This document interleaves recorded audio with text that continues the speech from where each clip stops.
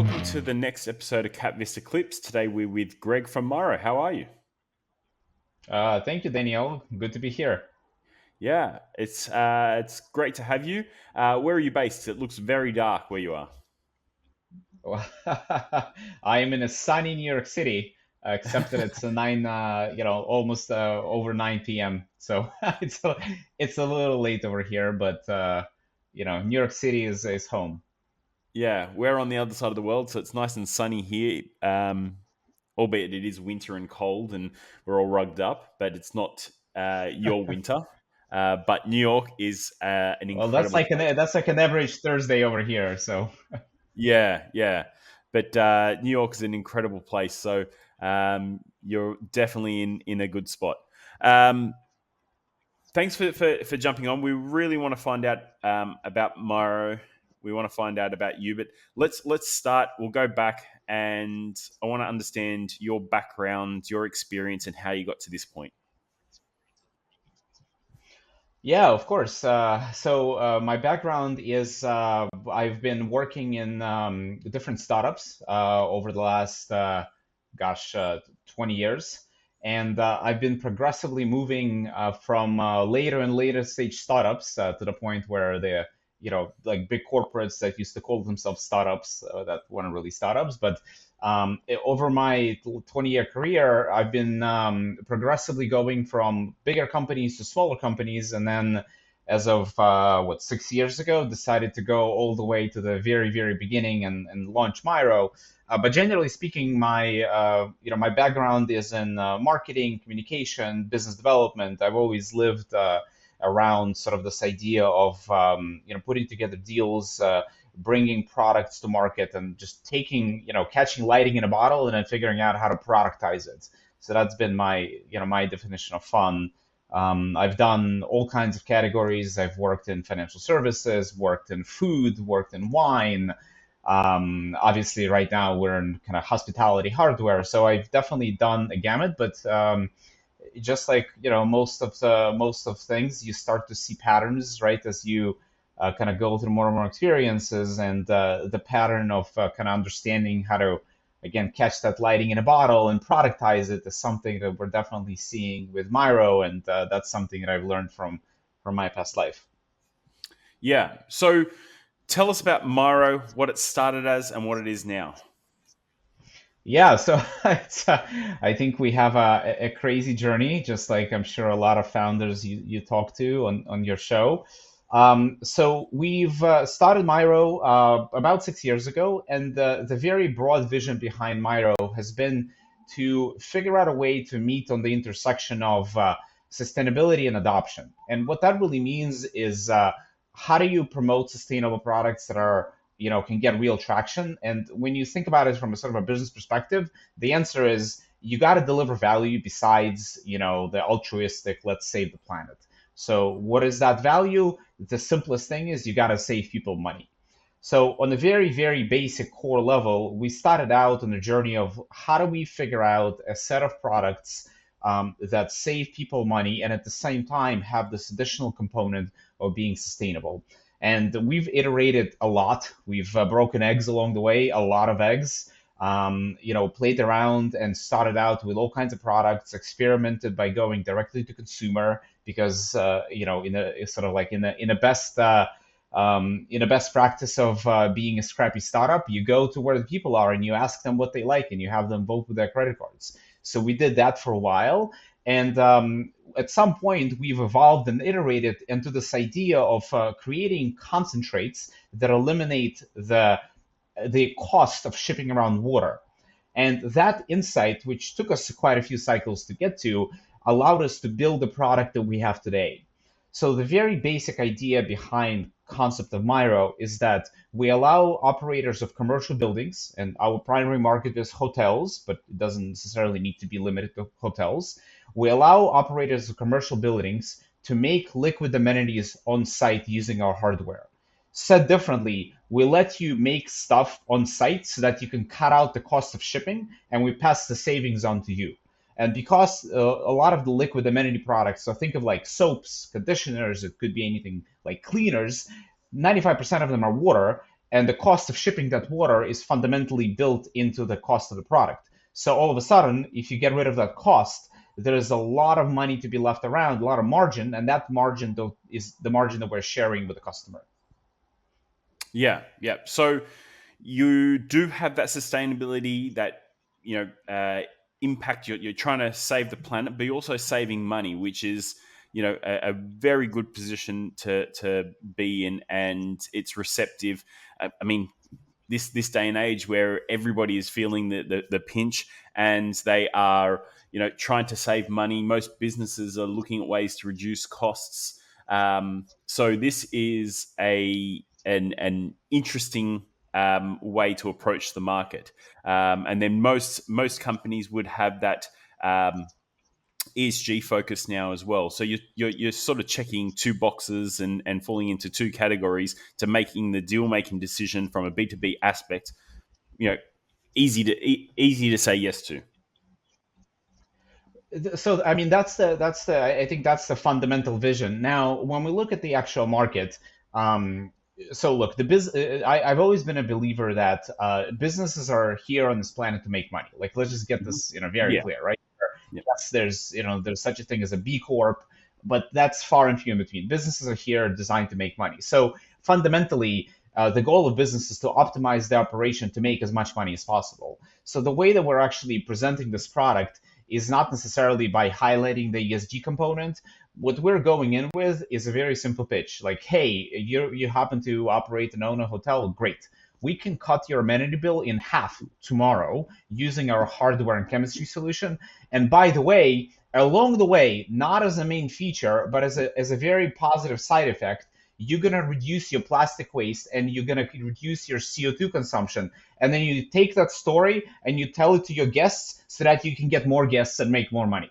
So yeah, like I've always been of the opinion that like the way that you not necessarily frame the value prop, but the way that you get adoption is by innovating on great products that happen to have other benefits. And in this case, the benefit from a sustainability perspective is very obvious. You reduce the plastic waste. But to be clear, the reason why people buy is not because of that. The reason yeah, why people buy is very much dollars and cents, and that's exactly how we like it. yeah, yeah. Comes down to it.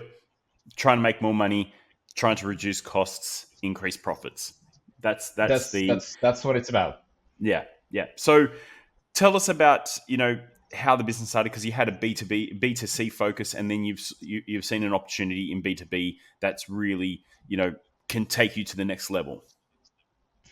So I think I would say that it's not that we had a B2C focus, it's that we've used the benefit of being able to sell B2C just because that's something that I've done in my past life, so it comes Mhm. very naturally to me. So we've used the market learnings of B2C in order to figure out what kind of product we can design, what kind of product we need to design, and how we should work.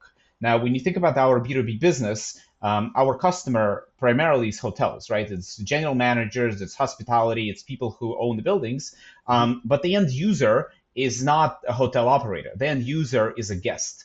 So what we've done is we've used these insights by running these kind of B2C campaigns and learning from them to then inform the product development so that we can create the best product possible because the end user is a guest. And what we need to worry about as a company is number one, how do we deliver savings to our direct customer, right? It's the point that I just made. How do we cut your bill in half for your liquid amenities? But with that said, the only way that we can be in the game is if you, as a guest that happens to be staying at that hotel, walk into the shower and have an amazing, relaxing experience. If you don't, it's game Yep. over, no matter how much money we save. So the way to think about this and the way that we've sort of, the way that our journey has played out is that we really use the learnings from that ability to sell direct to consumer, which we've done for a little bit. And we've taken all these learnings and, we were not doing any consumer sort of work. We have sufficient we have a million data points, so I think we've learned sort of a ton for the current pilot iterations in hospitality, and then we're just using that data to go to market. Yeah, yeah. That's a smart approach, having that data driven decision making to go to the next point, and using that B2C to understand the market, understand what you need to build for the the, the bigger opportunity. Great. So, talk us through the milestones. Talk us through some of the things that you think are investor worthy, points to discuss. Yeah, absolutely. So, like I said, we started the business about 6 years ago. So we've been working on this for quite some time, and really we spent the last, you know, 5.5 years of it in what I would call, a very long R&D cycle. And of course, we had the COVID in between and all kinds of stuff. So that's the inevitable entrepreneurial journey.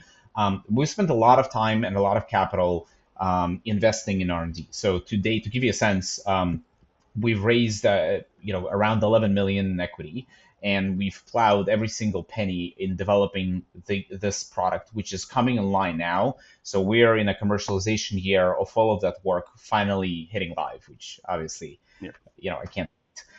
So the big milestones that we have is we have functional prototypes of the hardware and the chemistry that are going live.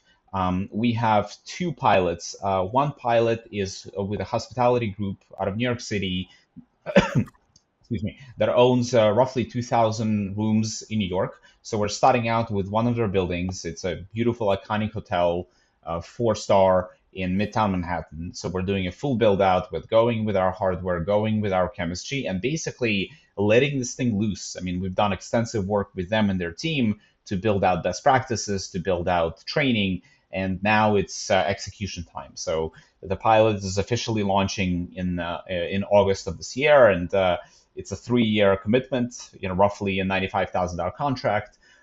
So we're really excited because this is when the rubber hits the road. This is the first time that we're going to be, actually bringing all of that hardware, all of that, chemistry and hard work into a live environment. And I personally plan to camp out in that hotel to make sure that everything goes just right. But the idea is that beyond that hotel, we already have that group who have other buildings that they can give us, and we've been building a wait list. So on the wait list, we've got something like a couple hundred other buildings that are sitting and waiting for us to complete this pilot and be done. So the big milestone is, all the hardware, all the prototyping, that's complete, and now it's finally going live in hospitality. So the other thing that's been cooking, which is kind of interesting, is one of the wins in our sales, if you will, around this product is regulatory. So it's non-obvious, and perhaps if you have international investors, they may not know, but a lot of states and municipalities in the U.S. have taken upon themselves to basically regulate out those little pesky mini bottles in the hotels. I'm sure you know the little shampoos. Yep. So, for example, states like New York, all of the mini bottles literally in every single hotel are going to be like banned by law beginning January of next year. There's a similar law in California. There's a similar law making its way through, I think, 5 other states, and that's it's on a very clear trajectory. So, the reason why it impacts us is because it creates sort of a juncture for a lot of these hospitality owners. They're hearing it from their industry organizations. They're hearing it from other co-owners, and they're seeing that, hey, I need to think about this. And we're using that regulatory catalyst as a way to, kind of push our product. Now, the exciting thing that we're working on, and I'll see how much I could say on the show because the information is a little bit, it's not yet public, but we've actually been approached by a government who is working on a very similar law for the entire continent. And they are trying to basically figure out who's going to win and who's going to lose once that law comes in line. But the law is definitely coming in line. And they're looking to basically pay for us to come locally, take our IP, help them kind of localize our IP and technology, and then government endorse a bunch of tests across hotels as well as government buildings. Now, they're also gracious enough to potentially give us an 8-digit contract per year for multiple years as a way to incentivize to make this happen. So needless to say, we're we're kind of keeping the details of this a little bit on the wraps because it's very uncertain. I don't want to like bank on Yeah, this thing, yeah, but whenever you have a government dangling an 8-digit contract in front of you, like you don't turn that down. yeah. Exactly, exactly. So then that leads us into the raise itself. How much you're looking to raise? What's the use of funds for? And what's the momentum behind it? Yeah, so basically, so we're the way that we look at it is we've raised a very large kind of R&D seed round before, like I said, collectively roughly 11 million, and Yep. we are, as always, right? All of the things that happened in between, COVID included, require us to raise an extension. So fundamentally, we're raising a little bit of an extension to that seed round in order to get us to a place of profitability. So what we are raising is about 500,000, so it's a fairly small amount, and that 500,000 is just the little bit of capital that we need in order to basically get us launched in the hotel pilots that I just mentioned, and give us sort of like a swing at the bat at this government agreement if it comes to life. Now, either of those things gets us to the promised land of being cash flow positive. So we're pretty excited about that because certainly I do not like fundraising. I know you do fundraising for a living, but I prefer operating and selling as opposed to fundraising. But that's a necessary evil. So the answer is we're raising 500,000. We've got 250 committed. So we as in like management are personally putting in money into this round because it's just, I mean, like I could smell the finish line. I just can't quite touch it. So we got about half between management and insiders, and I'm looking to basically top it off with another half, with the next stop being cash flow positive. Yeah, yeah. That's a really good position to be in, and you could see the finish line. You can smell it. Just getting you to that point. I think the Now I fact just that need to touch it. exactly, you just need to touch it, and you're almost there. Okay, great. I think what you're doing is the writing's on the wall. There's a push from a government level, from a societal shift to be more sustainable. Right? They're looking to reduce plastics. Every government on the planet is facing that way. Every business on the planet is trying to reduce costs in some way, shape, or form. So your offering fits in, not just from a regulatory aspect, but from a business aspect. Hotel owners, building owners, large corporates who have office buildings in big cities are spending, hundreds of thousands, if not millions of dollars on the soap products that go into their bathrooms. Now, if you can go to them and reduce that cost, that's a big win. But then these corporates have at a board level an ECG requirement. They're looking to be sustainable. So you're ticking two boxes, and you're taking that, you're removing the need for them to think out of the equation, and you're offering them a solution that's saving them money, but also ticking those boxes that they need to hit, right? And That's then exactly from it. That's the exactly it. regulatory perspective, it's going great. Yeah, That's I think I exactly it. think it's a And to really be good clear, offering. It's strong, and it. I was just gonna No, go add ahead. that. Go ahead. It sounds like we're definitely, I hope you're not drinking too much of my Kool-Aid, but that's. I mean, I agree. Obviously, I agree. I mean, that's why we're putting our money where our mouth is.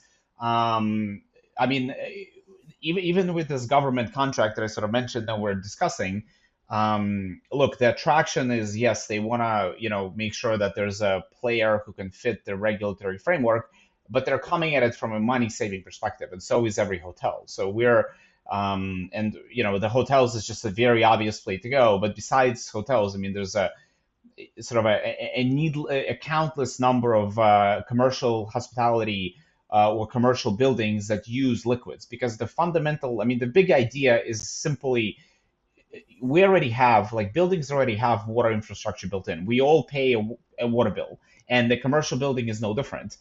Mhm. Shipping water is the stupidest thing in the world. So whenever you have soap, cleaners, shampoos, body washes, I mean, really all of the stuff that you kind of see That's probably not very much front facing again, unless you're talking about a hotel or maybe like a bathroom environment. But a lot of the maintenance stuff that companies and building operators spend quite a bit of money on, that stuff is 95% liquid. So why would we not utilize the resource that we already have that's built into the building that the owners already pay for? Get the savings. By the way, on a unit economics level, I know we didn't get to that, but the way that that we're setting up the business model is that we're selling the machine or leasing the machine, depending on sort of where who the property is and what they do, and then basically selling them these concentrated raw materials every quarter. Now the machine gets an instant payback, so the cost of the machine is effectively free because they're saving more money than the cost of the machine. And Yeah. like that very idea of just cutting out this sort of the shipping of the water is incredibly powerful, and we're excited to bring it to everything from administrative buildings to gyms to hospitals. I'm particularly interested in correctional facilities. They're a little bit under the radar, but if you think about how many showers they operate, Yeah. it's incredible. And I mean, to some extent, it's another version of a hotel, obviously with a very different setting. As one of my investors put it, it's a zero-star hotel. So from our perspective, if we can go there and save these operators money, what else is there to ask? Yeah, yeah.